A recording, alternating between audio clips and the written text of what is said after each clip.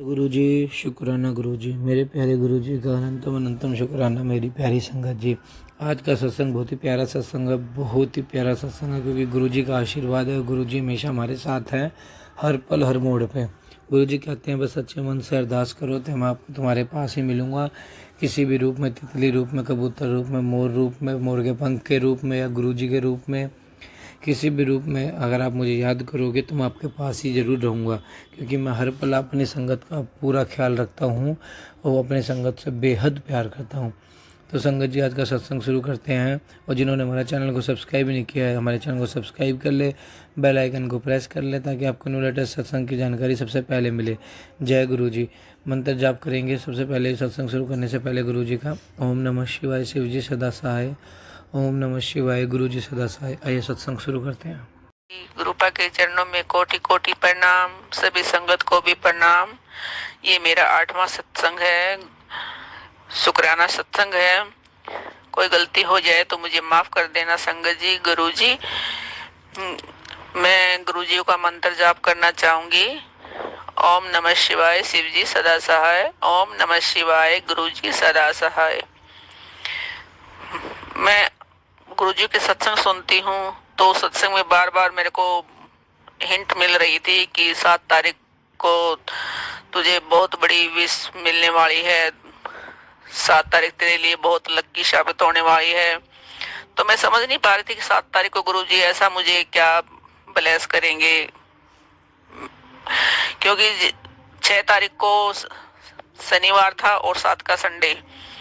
6 तारीख को मैं अपने बड़े बेटे को और बहू को बोल रही थी कि गुरुजी के मंदिर में काफी दिन हो गए हुए, क्योंकि मैंने पैरों का ऑपरेशन करवा रखा है। तब से हमारे परिवार में से कोई भी 3 साढ़े 3 महीने हो गए गुरुजी के मंदिर हम नहीं जा पाए हैं। तो मैंने बोला कि आज तुम हो आओ, दोनों जने चले जाओ। लेकिन किसी कारणवश शनिवार को घर में कोई एसी वाले आ गए थे, उस टाइम पे फिर वो लड़का जा नहीं पाया, एसी ठीक करवाने में ही लगा रहा। तो अगले दिन संडे था। फिर मैंने सोचा कि आज संडे है। छोटा वाला बेटा बोला कि मम्मी आप और मैं चलते हैं और गोलू को भी ले चलेंगे साथ में। मेरे बेटे का बेटा है, छोटा है अभी वो। तो फिर हम तीनों तैयार हो गए, बहू, छोटे वाली बहू, छोटा बेटा और मैं, और छोटे पोते को भी तैयार कर लिया। फिर हमारे अंकल ने बोला कि सारे ही चले जाओ, जब जाना ही तो है। हमने कैब बुक कर ली बड़े वाली, और उस दिन 7 तारीख थी। हम गुरुजी के मंदिर में पहुंचे तो वहां देखा हमने इतनी भीड़। तो मैंने जैसे ही हम कैब से नीचे उतरे तो बहुत ज्यादा भीड़ थी, और गाड़ियां जैसे रोड पे ही खड़ी हो रही थी। तो फिर मैंने बोला कि उनको, जो वहां पे गुरुजियों की सेवा करते हैं, जो अंकल वहां पे गाड़ियों को रुकवाते हैं, अंदर जाने देते हैं, मैंने बोला कि भैया, मैं अंकल जी मैंने ऑपरेशन करवा रखा है, प्लीज आप गाड़ी को अंदर, ये हमें उतार के वापसी आ जाएगा। तो उन्होंने बोला बोला ठीक है। वो कैब वाला हमें अंदर उतार आया और वो वापसी आ गया। फिर हमने बोला कि हमें वापस भी यहीं से लेके जाना पड़ेगा, क्योंकि काफी देर हो जाएगी, फिर यहाँ से कोई साधन मिलेगा ही नहीं। तो हम मंदिर में गए, गुरुजी, इतनी भीड़।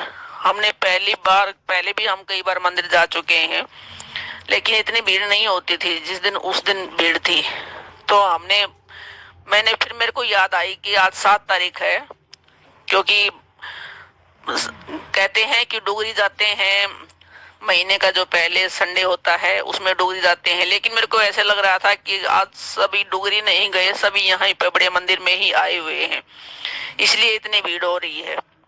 तो फिर मेरे को याद आया कि आज तो 7 तारीख है, गुरुजी ने हमें ब्लेस किया है कि हम पूरे परिवार के साथ बड़े मंदिर में आई हूँ। गुरुजी ने मुझे इस तरह से ब्लेस किया है, ये मैं सोच भी नहीं सकती थी। कितने दिनों के बाद हम पूरा परिवार के साथ बड़े मंदिर में जाऊंगी।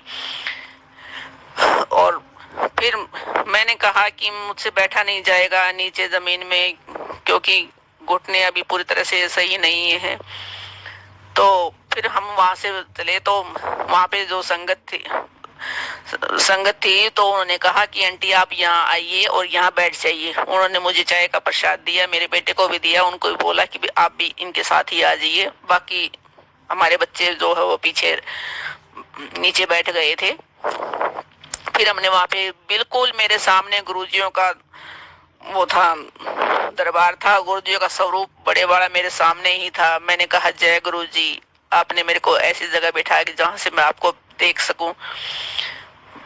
मैंने सोचा भी नहीं था कि गुरुजी मेरे को इतनी बड़ी विश देंगे 7 तारीख को। ये तो गुरुजी ही जानते हैं, हम तो अनजाने में पता ही नहीं लग पाता हमारे को तो हमें क्या मिलने वाला है क्या नहीं। बाद में सोचते हैं कि बहुत अच्छा हुआ है हमारे साथ। फिर हम अंदर खाने जैसे ही गए तो उस दिन क्या था कि भीड़ ज्यादा थी, अंदर नहीं बैठने दे रहे थे, चाय प्रसाद बाहर ही सबको बिठा बिठा के दे रहे थे और बाकी फिर लंगर प्रसाद के लिए उनको भेज रहे थे। फिर हम भी चलते चलते दर्शन किए गुरुजियों के, बहुत अच्छे दर्शन हुए। दरबार उस दिन बहुत ही अच्छा सजा हुआ था गुरुजियों का, बहुत प्यारे दर्शन हुए। फिर हम ऐसे ऐसे अंदर चले गए तो वहां पे एक साइड में जैसे जिनके पैरों में दर्द है, जिनसे नीचे नहीं बैठा जाता, उनको कुर्सियों पे बिठा के खाना खिलाया जाता है, लंगर प्रसाद किया करवाया जाता है। फिर मेरे बेटे ने कहा कि मम्मी आप उधर बैठ जाइए कुर्सी पे और मैं दूसरी साइड चला जाता हूँ। फिर मैंने वहां पे चेयर पे बैठे, फिर वहां पे मैंने लंगर प्रसाद किया। लंगर प्रसाद भी बेहद स्वादिष्ट था। गुरुजियों की कृपा होती है लंगर प्रसाद में, जल प्रसाद में, चाय प्रसाद में, तो स्वाद तो उसमें अपने आप ही हो जाता है, क्योंकि लंगर प्रसाद से कई बीमारियों का, हर बीमारी कटती है गुरुजी की, हमारे कर्म कटते हैं। फिर मैंने लंगर प्रसाद करके और फिर मैं बाहर बच्चों का वेट किया और फिर जल प्रसाद लेके हम बाहर आ गए। बाहर आ गए तो हमने कैब वाले को बुलाया और वो कैब वाला हमें फिर घर ले आया। मैं इतनी खुश हुई कि आज पूरे परिवार के साथ हम बड़े मंदिर में आए हैं। नहीं तो हम पूरे परिवार के साथ नहीं जाते थे, कभी बड़े वाली बहू चली जाती थी, कभी छोटे वाली बहू चली जाती थी, साथ में बड़ा बेटा छोटा बेटा ऐसे जाते थे, कभी छोटा बेटा ही अकेला और मैं चली जाती थी। इकट्ठे तो हम उसी 7 तारीख को गए हैं, क्योंकि गुरुजी ने बुलाना था हमें 7 तारीख को। काफी दिनों के बाद गुरुजी से मिले, बहुत अच्छा लगा हमें, बहुत अच्छा, बहुत प्यारे हैं हमारे गुरुजी। यही मेरा छोटा सा सत्संग था। दूसरा सत्संग और है कि सत्संग में ही हिंट मिल रही है कि आप को शनिवार को ये 2 कार्य करने हैं। आपके घर में किसी ने काला जादू किया हुआ है, तो मेरे को नहीं समझ में आ रहा कि धागे निकालो, सिंदूर रखा हुआ है ये निकालिए। मैंने घर की सफाई कई बार कर चुकी, लेकिन जो भी रखा हुआ था मैंने सब घर से बाहर निकाल लिया, लेकिन फिर भी बार बार गुरुजियों का यही हिंट आ रहे हैं कि आपके घर में काला जादू है। अब मैंने तो वो गुरुजियों पे ही छोड़ दिया कि गुरुजी आप जानो, हमारे तो समझ में कुछ नहीं आ रहा कि कहाँ है काला धागा, कहाँ है। मैंने तो घर की सफाई भी कई बार कर चुकी हूँ, छोटे वाली बहू ने भी कई बार कर लिया। हमने तो जो भी सिंदूर वगैरह, जो भी धागे वगैरह रखे हुए थे, हमने सब वो घर से बाहर कर दिए, सुपारी वगैरह जो भी रखी हुई थी। फिर गुरुजी एक हिंट देते हैं कि काली माता को शनिवार के दिन चोला चढ़ाइए, इसे आपका जो कार्य रुका हुआ है वो कार्य पूर्ण हो जाएगा। फिर शनिवार को मैं और मेरा छोटे वाला बेटा काली माँ के लिए चोला लेने के लिए गए।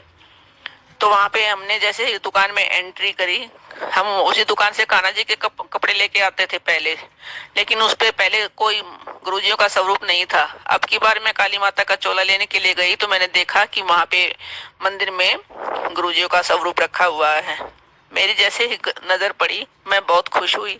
मैंने उन अंकल से पूछा कि आप भी गुरुजी को मानते हो? फिर उन्होंने कहा कि नहीं, दूसरे वाले भैया है वो मानते हैं। फिर मैंने कहा जय गुरुजी, आपकी दुकान से ही मैंने माता का चोला लिया है, ये मेरा चोला स्वीकार होगा मेरी माता को, क्योंकि आप हो यहाँ पर, तो आपकी इच्छा के अनुसार ही ये चोला चढ़ेगा। फिर मैं चोला लेके आ गई और मैं शनिवार था उस दिन, फिर मैंने माता को चोला चढ़ा दिया और प्रसाद लिया हमने वहां से और माता को चोला पहना के हम फिर घर आ गए। मैं बहुत खुश हुई कि हर वक्त गुरुजी हमारे साथ रहते हैं, हमारी छोटी छोटी बातों का कितना ध्यान रखते हैं और हर बात में गुरुजी की ब्लेसिंग छुपी हुई होती है, लेकिन हम मूर्ख हैं, हम नहीं ले पाते गुरुजियों की ब्लेसिंग। हमने समझ में बाद में आती है, लेकिन गुरुजी तो अंतर्यामी हैं, वो तो हमें हर बात बात पे ब्लेस करते रहते हैं। जय गुरुजी, शुक्राना गुरुजी, अनंतम अनंतम शुक्राना मेरे गुरुपा, आई लव यू गुरुपा।